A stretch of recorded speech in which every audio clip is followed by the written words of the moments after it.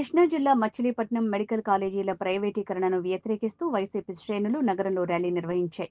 Medical కాలేజీల ప్రైవేటీకరణను అడ్డుకుని తీరుతామని YCP నాయకులు స్పష్టం చేశారు. రాష్ట్రంలో మెడికల్ కాలేజీలను కూటమి ప్రభుత్వం ప్రైవేటు పరం చేసేందుకు ప్రయత్నం చేస్తోందని ఆరోపించారు. రామానాయుడుపేట నుంచి బయలుదేరిన ర్యాలీ ప్రధాన రహదారుల గుండా ఆర్ఓ ఆఫీస్ వరకు కొనసాగింది. సామాన్యుడికి వైద్య విద్యను దూరం చేసే మెడికల్ కాలేజీల ప్రైవేటీకరణను కూటమి ప్రభుత్వం ఉపసంహరించుకోవాలని ఈ సందర్భంగా వైసీపీ శ్రేణులు నినదించాయి. పేదలకు వైద్యం దూరం చేసేందుకు, ధనవంతులకు వైద్య విద్య దగ్గర చేసేందుకు కూటమి ప్రభుత్వం ప్రయత్నిస్తోందని వైసీపీ నాయకులు ఆందోళన వ్యక్తం చేశారు. పెద్ద సంఖ్యలో వైసీపీ శ్రేణులు కార్యక్రమంలో పాల్గొన్నారు. రోజు ఎక్కడ చూసుకున్నా కూటమి ప్రభుత్వం వచ్చిన కాడి నుంచి పేద మధ్యతరగతి కుటుంబాల పరిస్థితి ఎట్లా ఉందంటే,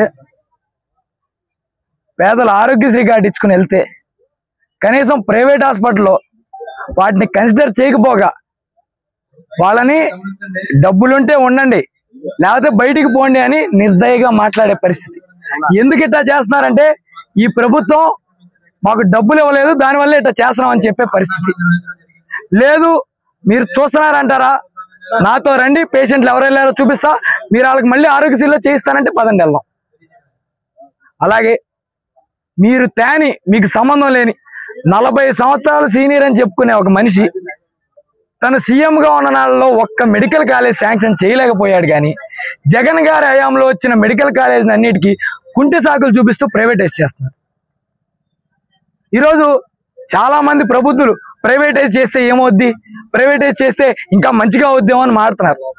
మనం ఎక్కడ దాకా వెళ్ళక్కర్లేదండి. మన రైతుల పరిస్థితి ఆలోచిద్దాం.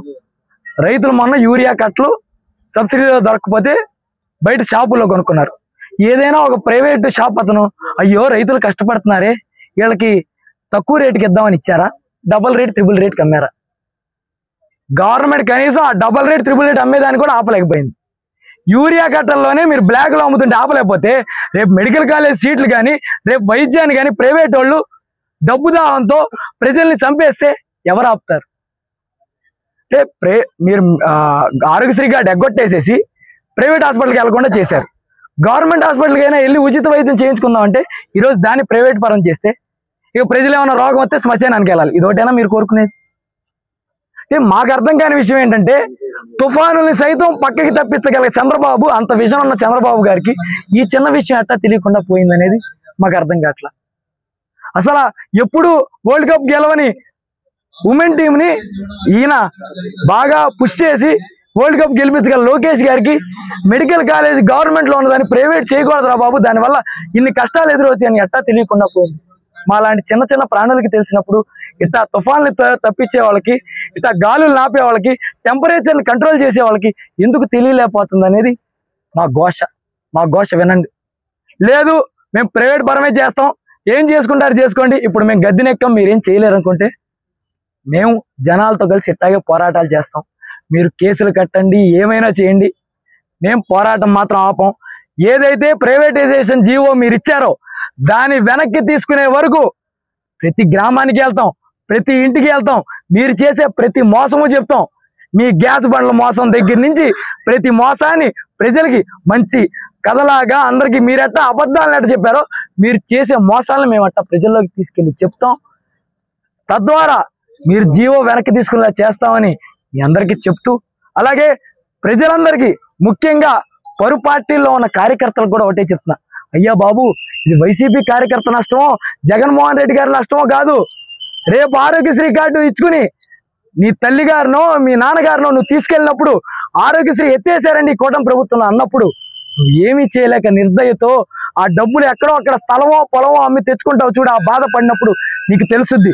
కాబట్టి ఆ బాధ దగ్గరికి వెళ్ళేలోపు ముందే మేలుకుని ఈ పోరాటంలో పార్టీలకు అతీతంగా పేద మధ్యతరగతి కుటుంబాల మంచి కోసం, వాళ్ళకి విలువైన విద్య, విలువైన వైద్యం అందడం కోసం ఖచ్చితంగా అందరూ కలిసి పోరాడదామని ప్రతి ఒక్కరికి తెలియజెప్తూ, అలాగే మీడియా మిత్రులను ఒకటే కోరుకుంటున్నా, మీకు ఒక పార్టీలో నచ్చిన వాళ్ళు ఉండొచ్చు, కానీ ఈ ఇష్యూ అనేది అంటే కొంతమందికి ఒకరినే సపోర్ట్ చేయాలనుకునే కొద్దిమంది మీడియా వాళ్ళకి కూడా చెప్తున్నా, దయచేసి ప్రతి ఒక్కరి గురించి ఆలోచించండి. తప్పు జరుగుతుందని ఎత్తి చూపితేనే నలుగురికి మంచి చేసిన వాళ్ళు అవుతారు.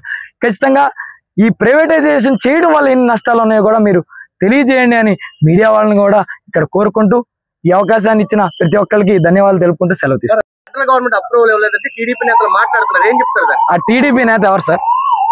ఎవరి పేరు ఐడియా ఉందా? ఎవరైతే మాట్లాడుతున్నారో దయించి ఆయనకు ఒక కారు ఉంటే ఓకే, లేకపోతే నా కారు ఇచ్చుకుని ఆయన ఇంటికి వెళ్తా, ఆయనకి ఏం ఇబ్బంది లేకపోతే ఆయన రమ్మనండి, నేను ఆయన కలిసి మెడికల్ కాలేజ్కి వెళ్తాం. అక్కడ పిల్లలు చదువుకుంటున్నారా లేకపోతే అది కూడా మేము ఆర్టిస్టులు పెట్టామా ఏంటి అని వాళ్ళని అడుగుతారు. వాళ్ళ పిల్లలు చదువుకున్నారు లేదు తెలుసుది కదా, అది అప్రూవల్ వచ్చిందా చదువుకున్నా. ఇది జగవెరిగింది సత్యం సార్. ఎవరైనా మాట్లాడినా మీడియా వాళ్ళకి తెలుసు, ఇక్కడ నుంచి మీ అందరికీ తెలుసు, అక్కడ పాఠశాలలో క్లాసులు జరుగుతున్నాయా లేదా, పిల్లలు చదువుకున్నారా లేదా, మెడికల్ కాలేజ్ పూర్తయిందా లేదా అందరికీ తెలుసు. కాబట్టి దీని గురించి కొద్దిగా కళ్ళున్న కబోదిని నా దగ్గరికి రమ్మని కోరుకుంటున్నాను. వైద్యం చేయించుకున్నారు. ఇదే చంద్రబాబు నాయుడు హైదరాబాద్ గవర్నమెంట్ సీట్ ఉన్నప్పుడు అపోలో హాస్పిటల్లో 120 ఎకరాలు ఇదే పీపీకి ఇచ్చాడు. కనీసం 30% వెనకబడ్డ తరగతి వాళ్ళ అపోలో హాస్పిటల్కి వెళ్తే ఒక కార్డు కూడా చూడండి. అదే పరిస్థితి మన ఆంధ్రప్రదేశ్ లో కూడా వస్తుంది. కాబట్టి ఈ యొక్క ప్రైవేటీకరణని రద్దు చేయాలి, గవర్నమెంటే రద్దు చేయాలని చెప్పి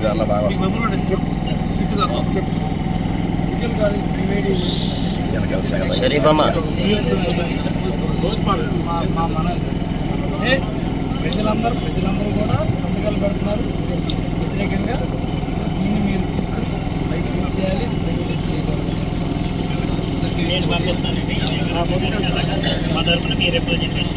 జై జగన్, జై జగన్, జై జగన్, జై జగన్.